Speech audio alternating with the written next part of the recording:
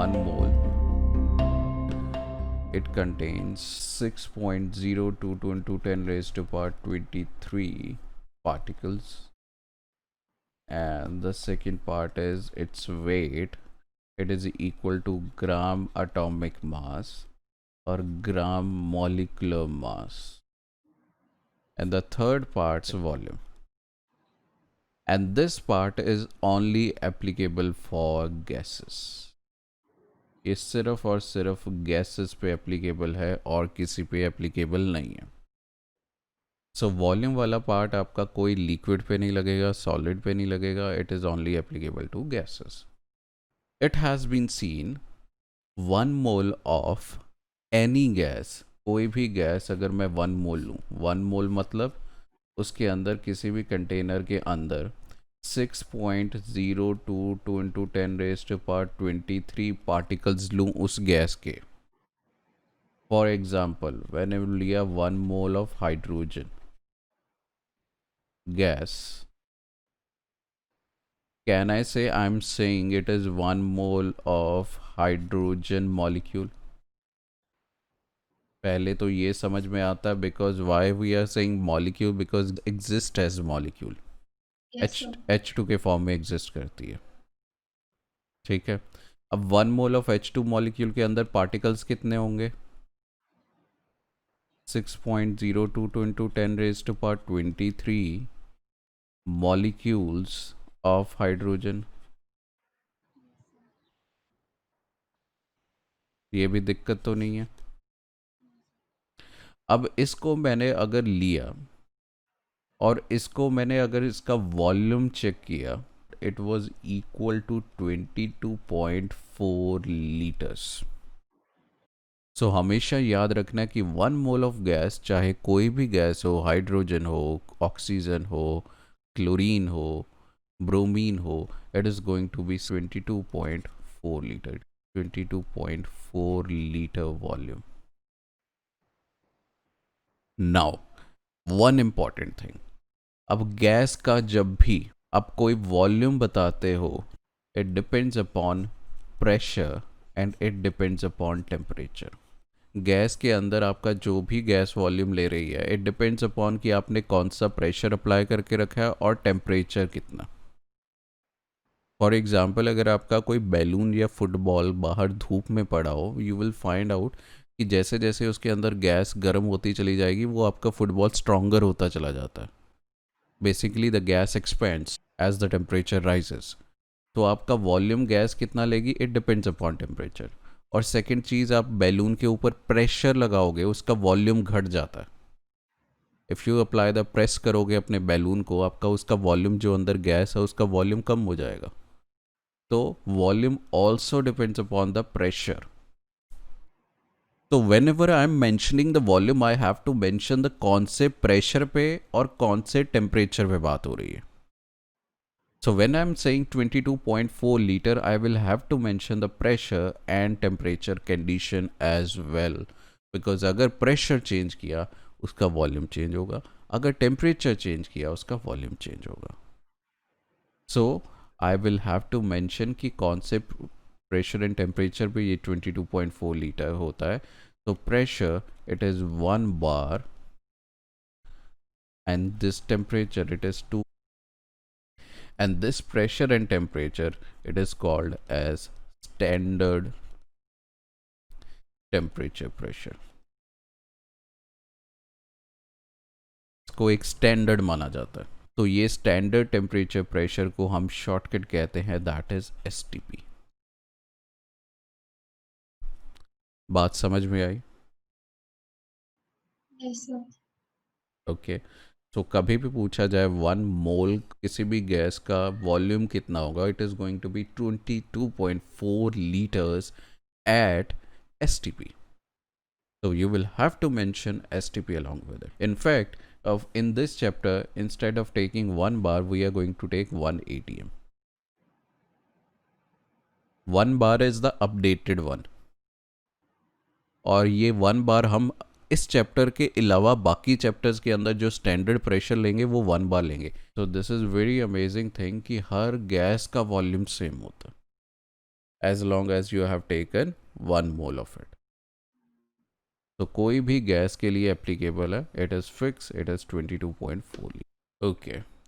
So volume concept, it has been found that 1 mole of gaseous substance occupies the volume which is 22.4 liter at STP or STP or NTP. NTP का full form है, that is normal temperature pressure. Now coming to this one, 1 mole of N2 at STP or NTP. आपके लिए STP and NTP same है, कोई फर्क नहीं है. Now 1 mole of N2 at STP and NTP. अब ये चीज़ें समझ लो. 1 mole of N2, it is 22.4 liters. इसका जो वॉल्यूम होगा 22.4 लीटर होगा. Similarly, 1 mole of carbon dioxide at STP and NTP, it is 22.4 liters. अच्छा, अब पार्टिकल कॉन्सेप्ट लगाते हैं. 22.4 लीटर के अंदर पार्टिकल्स कितने आएंगे? Again it is 6.022 into 10⁻23 N2 molecules and 1 mole of carbon dioxide which will be equal to 22.4 liter. इसके अंदर पार्टिकल्स कितने आएंगे? Again 6.022 into 10⁻23 carbon dioxide molecule. अच्छा, नेक्स्ट क्वेश्चन, आप ये खुद बताओगे इसका मास कितना होगा, वेट कितना होगा? फर्स्ट वाले का बताओ. 28 ग्राम्स. नाइट्रोजन का होता है 14. तो 14 एंड यहाँ पे है मॉलिक्यूल. और मॉलिक्यूल का मैंने बोला है कि हमेशा जब भी देखना है आपको कैलकुलेट करना पड़ेगा. तो 14 into 2, that is 28 grams. Okay, 1 mole of carbon dioxide, So 44 grams. that is carbon is 12, oxygen is 16 into 2 plus 12, that is 44 grams. एक चीज़ और इम्पोर्टेंट कर लेते हैं, that is ionic substance. हमारे पास कुछ आयनिक कंपाउंड्स होते हैं. फिलहाल आप इतना जान लीजिए कि sodium chloride is a ionic compound. अब सोडियम क्लोराइड जब मैं लिख रहा हूँ, सोडियम क्लोराइड एक्चुअली जो इसका स्ट्रक्चर होता है, इट इज़ लाइक दिस कि एक सोडियम 6 क्लोरीन से घिरा रहता है.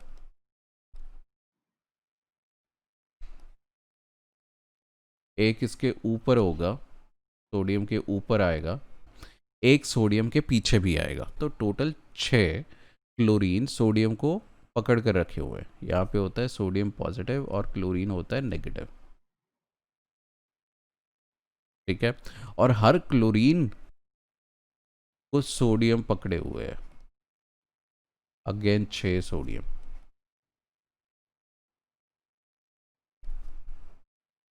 एक अगेन ऊपर एक नीचे. सो अगर ओवरऑल ऐसे मैं स्ट्रक्चर बनाता चला जाऊं, तुम्हें क्या दिखाई देगा? तुम्हें यही दिखाई देगा कि एक सोडियम है, फिर एक क्लोरीन है, फिर एक सोडियम है, ऐसे फिर एक क्लोरीन होगा, और क्लोरीन के साथ में एक सोडियम है, और सोडियम के साथ में एक क्लोरीन है. तो तुम्हें ओवरऑल स्ट्रक्चर यही लगेगा कि एक सोडियम के साथ में एक क्लोरीन है. That is why we put simple formula as NaCl है, where NaCl एक Na और एक Cl के फॉर्म में एग्जिस्ट नहीं करता है, ये हमेशा बल्क में रहता है. अगर मैं वाटर की बात करूँ, वाटर क्या होगा? वो H2O मॉलिक्यूल ये अलग घूमेगा, दूसरा H2O मॉलिक्यूल वो अलग घूमेगा. उसको हम बोल सकते हैं कि ये मॉलिक्यूल्स में एग्जिस्ट कर रहे हैं. वेयर एज NaCl एक Na के बदले एक Na को Cl ने पकड़ा हुआ है, एक Cl को Na ने पकड़ा हुआ है, ऐसे करके वो बल्क के अंदर है. ठीक है. तो ओवरऑल इसका एक्चुअल में फॉर्मूला इज NaXClX. अब ये X कितना भी हो सकता है, सिंस एक Na के बदले एक Cl है, तो हम सिंपल करने के लिए हम इसको लिखते हैं NaCl. अब सिंपल फार्मूला की बात की जाए, हम सिंपल इसका formula unit, we won't call it a molecule anymore, we will call it as a formula unit. ये एक यूनिट है, इनमें से एक यूनिट है. तो यहाँ पे एक टर्मिनोलॉजी आ जाती है, कुछ नहीं है, सब कुछ सेम रहेगा, कि हम यहाँ पे मॉलिक्यूल्स या एटम वर्ड यूज़ करने की बजाय हम वर्ड यूज़ करेंगे दैट इज़ यूनिट या फॉर्मूला यूनिट. तो आपको दे दिया जाए it contains 6.22 into 10⁻23 NaCl unit. You can also get the info कि इसके अंदर सोडियम आयंस कितने होंगे एंड क्लोरीन आयंस कितने होंगे. सो अगर मैं बता रहा हूँ you contain 6.22 into 10⁻23 NaCl unit, obviously it means कि आपके पास 6.022 इंटू 10⁻23 ही सोडियम है, 6.22 इंटू 10⁻23 ही क्लोरीन है. इसका पूछा जाए अब ग्राम एटॉमिक मास या मॉलिक्यूलर मास की जगह क्या आएगा, ग्राम फॉर्मूला मास. तो वेट कहाँ से देखना, अगेन पीरियोडिक टेबल से. आप सोडियम का जाकर देखोगे it comes out with 23, 23, chlorine का 35.5, 5.5. टोटल करोगे it will come out to be this thing. फर्क कुछ नहीं है, मॉलिक्यूल के हिसाब से ही सब कुछ निकल रहा है, बट वर्ड हम मॉलिक्यूल नहीं यूज़ कर रहे हैं, हम फॉर्मूला यूनिट यूज़ कर रहे हैं. मोल के अभी तक दो फार्मूलाज किए थे, तीसरा फार्मूला भी मैं करवा देता हूँ. The first formula of mole, अगर मुझे पार्टिकल्स निकालने हैं, बताओ क्या था, given number of atoms Given number of atoms upon Avogadro's number. और molecules divide by that is 6.022 into 10⁻23 जो हमें पता है. दूसरा मास में अगर पूछा जाए तो given mass And mass upon gram gram atomic atomic mass mass or gram और molecular mass. Gram molecular mass. Okay, now the third part was volume. अब ये सिर्फ गैसेस किस पे एप्लीकेबल था, गैसेस पे. तो यहाँ पे भी फॉर्मूला सेम है, that is given volume upon जो हमें पता है विच इज 22.4 लीटर्स. ओके, सो ये हमारा फॉर्मूला आप लास्ट के अंदर लिखोगे. ठीक है जी, हो गया. अब आ जाता है न्यूमेरिकल पार्ट्स पे. फर्स्ट है हमारे पास the numerical says calculate mass of 3 moles of calcium. Okay, mass calculate करना, गिवन क्या है, 3 moles ऑफ. तो फर्स्ट न्यूमेरिकल मैं दोनों मेथड से करवा देता हूँ, चलो. सो जब भी यूनिटरी मेथड में आ जाए, यूनिटरी मेथड में हमें निकालना है मास. तो मास निकालना है तो ग्राम्स हम लिख लेंगे राइट हैंड साइड पे, जो भी चीज़ निकालनी है वो राइट हैंड साइड पे लिखेंगे. और गिवन क्या है, मोल्स से निकालनी है, मोल्स को हम लिख लेंगे लेफ्ट साइड पे, moles of calcium. By mole concept तुम्हें क्या पता है, कितने मोल कैल्शियम का कितने ग्राम वेट होता है, बताओ. 1 mole का 40 gram. 1 mole of calcium contains 40 grams of calcium. सो अब उसने कितना पूछा है, 3 moles के अंदर कितना होगा, it is 40 divide by 1 into 3 grams. ऊपर का यूनिट नीचे का यूनिट, ऊपर का यूनिट नीचे का यूनिट सेम आना चाहिए. आ गया. दूसरा बाय फार्मूला, फार्मूला के अंदर हमारे पास मोल्स और मास का क्या फार्मूला है, that is given mass. Mass upon gram atomic mass or gram molecular mass. Since यहाँ Gram पे molecular. एटम की बात हो रही है तो हम क्या लगाएंगे, that is gram atomic mass. तो यहाँ पे गिवन मास हमारे पास हमें निकालना है कि कितना मास है. ग्राम एटॉमिक मास हमें पता है, कैल्शियम का कितना होता है 40, मोल्स कितने गिवन है 3. तो यहाँ से मास आपका कितना आ जाएगा, गिवन मास कितना आ जाएगा, दैट इज 3 इंटू 40 ग्राम्स. तो ओवरऑल हमारे पास आंसर आ चुका है, दैट इज 120 ग्राम्स. इधर हेडिंग दे देना by formula. Now second part says find the molecules in 0.2 moles of carbon dioxide. ये खुद करने की कोशिश करो if you can do it.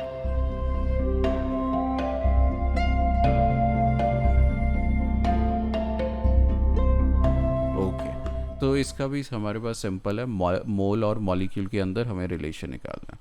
तो हमें क्या फॉर्मूला पता है, mole is equal to given, यहाँ पे मॉलिक्यूल की बात हो रही है तो given number of molecules upon जो हमें पता है which is equal to 6.22 into 10⁻23, ये हमें निकालना है।